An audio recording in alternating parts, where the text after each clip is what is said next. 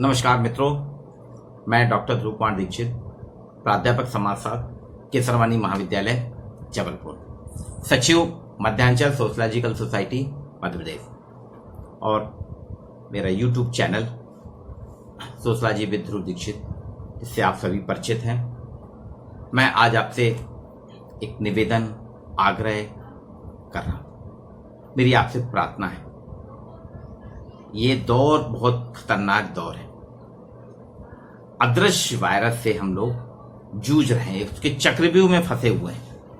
हमको समझ में नहीं आ रहा कि वायरस कहाँ है, किस तरफ है, कैसा है, लेकिन वो हमारे चारों तरफ फैल रहा है, कम्युनिटी स्प्रेड हो चुका है। इससे बचाव के लिए आपको 2-3 चीजें हैं पे ध्यान देना होगा।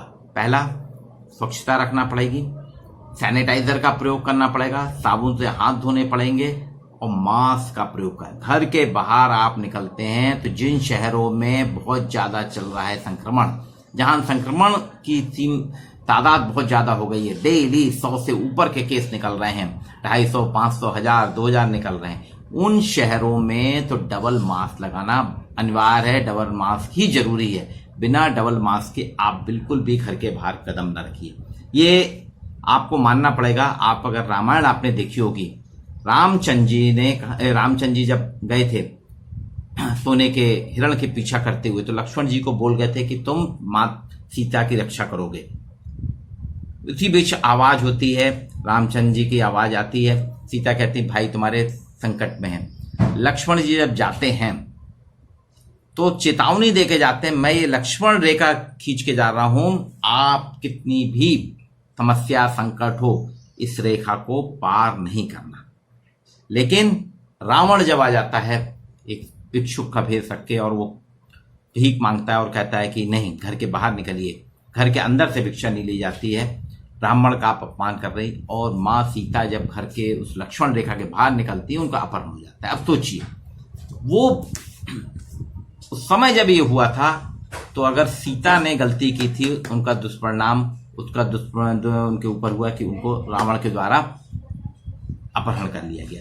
तो इसी प्रकार से अगर आप घर के बाहर कदम रखते हैं तो कोरोना वायरस आपको अपना शिकार बना रहा है। इसलिए मेरा आपसे आग्रह है, निवेदन है, प्रार्थना है कि घर के बाहर बिल्कुल ना निकले। अभी 15 दिन का लॉकडाउन है, 15 मई तक आपको पूर्णतः घर में रहना है। 17 मई 2 दिन और जो वीकेंड लॉकडाउन रहता है मिला के, 17 मई को सवेरे आप घर के बाहर निकले। लेकिन जरूरत हो तो सारे संस्थान बंद है, स्कूल, कॉलेज, मार्केट सब बंद है, फिर क्या करेंगे आप जाके।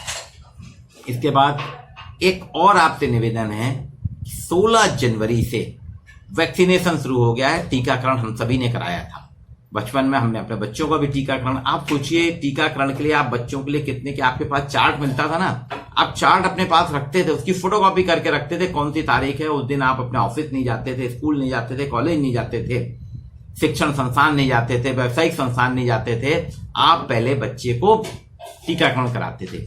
उस वक्त आपने टीकाकरण की महत्वता समझी, उसका महत्व समझा, तो देखिए बहुत सी बीमारियों से हम सुरक्षित हैं। ठीक इसी प्रकार से अभी आपके पास भारत में 3 प्रकार की वैक्सीन आई है। एक कोविशील्ड है, कोवैक्सीन है, और तीसरी आ रही है स्पुतनिक। अभी उसका ट्रायल हुआ है, अभी चालू नहीं हुई है। कोविशील्ड आपको लगाएंगे तो उसमें 40 दिन से पहली डोज लगाने के बाद 40 दिन के बाद ही दूसरी डोज लगती है। 45 दिन के आसपास लगवा लीजिए, बेटर है। वो आपको 80 दिन के भीतर दोनों डोज लगाना है। और कोवैक्सीन जो है वो 28 दिन के बाद दूसरी डोज आपको लगती है।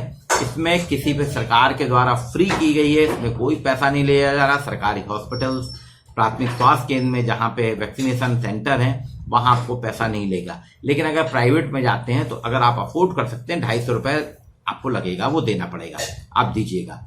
और अभी 1 मई से, हालांकि वो 2-3 दिन लेट हो गया है, 18+ वालों को, जो देश की आबादी का करीब 60 से 65 करोड़ की आबादी हमारे यहाँ जो है वो 18+ वालों की है, उनके लिए मुहिम चालू की गई है, ड्राइव चालू की गई है।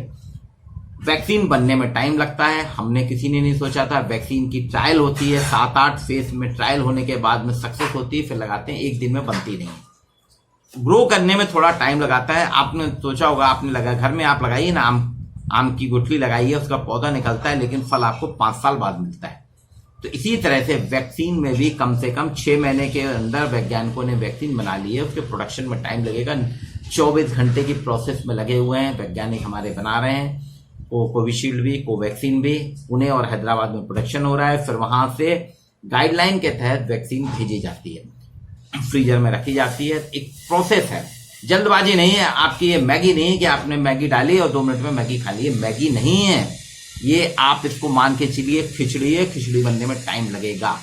और वैक्सीनेशन आप कराइए, रजिस्ट्रेशन कराइए। 18+ वालों ने अपने वेबसाइट में, बच्चे आपके इलेक्ट्रॉनिक्स फ्रेंडली होते हैं तो उन्होंने कराना शुरू कर दिया। और जैसे जैसे मैसेज आता है आपके मोबाइल पे, जो नंबर आपका है चालू नंबर, उसी को आप दीजिए, आपके उसमें मैसेज आएगा, आप कराइए। मैं सचिव मध्यांचल सोशलॉजिकल सोसाइटी सभी अपने समाजशास्त्री बंधुओं से, समाजशास्त्री विद्यार्थियों से, समाजशास्त्री शिक्षकों से, समाजशास्त्री मित्रों से आग्रह करता हूं कि एक स्पेशल मुहिम के तहत, ये हम सभी समाजशास्त्रियों की एक जिम्मेदारी, हमारी भूमिका है कि हम सामुदायिक भूमिका का निर्वहन करते हुए वैक्सीनेशन अधिक से अधिक कराएं।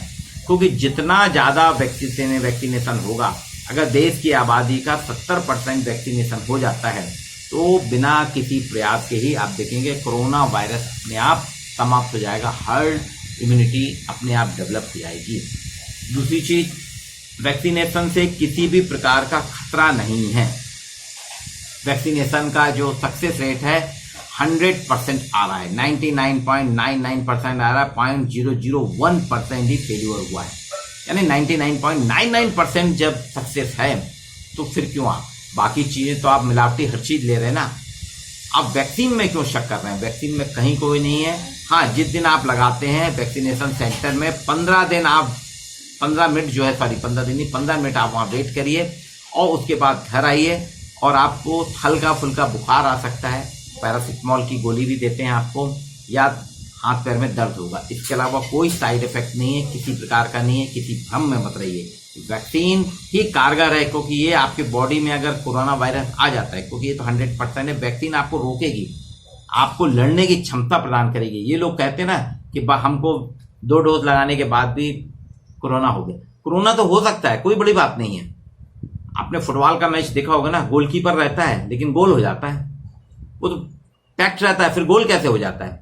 ठीक इसी प्रकार से है कि कोरोना की आपने वैक्सीनेशन करा लिया, वैक्सीन ले ली, लेकिन फिर भी कोरोना हो सकता है। लेकिन अब जो कोरोना होगा, जितने भी वैक्सीनेटेड लोग हैं उनकी बॉडी में वो जो एंटीबॉडी बनी है वो अपने आप उसके वायरस से लड़ती रहेगी, उसको डैमेज करके खत्म कर देगी, उसके प्रभाव को शिथिल कर देगी और आपके बॉडी में इंटरनल किसी प्रकार का नुकसान नहीं होगा। तो मेरे आपसे पुनः, मैं डॉक्टर ध्रुव कुमार दीक्षित, प्राध्यापक समाजशास्त्र, केसरवानी महाविद्यालय, सचिव मध्यांचल सोशलॉजिकल सोसाइटी, आपसे निवेदन कर रहा हूं, आपसे आग्रह कर रहा हूं, आपसे प्रार्थना कर रहा हूं कि आप 3 चीजों का ध्यान रखिए।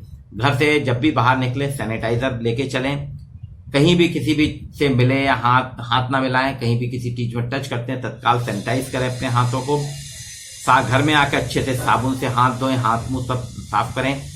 दूसरी चीज, मास्क, डबल मास्क लगा के चलें, सिंगल नहीं, डबल मास्क के साथ चलें। और तीसरा, अधिक से अधिक वैक्सीनेशन कराएं, खुद भी वैक्सीनेशन कराएं और अपने मित्रों को, अपने परिवार के, अपने परिचितों को, सभी को वैक्सीनेट कराएं। कोरोना हारेगा, कोरोना ज्यादा दिन तक रुकेगा नहीं और ये महामारी खत्म होगी, फिर अच्छे दिन आएंगे। किसी भी प्रकार की नकारात्मकता या नकारात्मक विचार मत रखिए, हमारे साथ में हैं। आप रहिए, खुश रहिए, स्वस्थ रहिए, हंसते रहिए और कोरोना से लड़ते रहिए। कोरोना भागेगा, समाप्त होगा। यही आपसे मेरा आग्रह है, निवेदन है, प्रार्थना है कि वैक्सीनेशन कराएं, एक ड्राइव चलाएं वैक्सीनेशन के लिए, कि हम सभी को मैसेज करें, प्रेरित करें कि वैक्सीन कराएं, मास्क का प्रयोग करें, सैनिटाइजर का प्रयोग करें। धन्यवाद।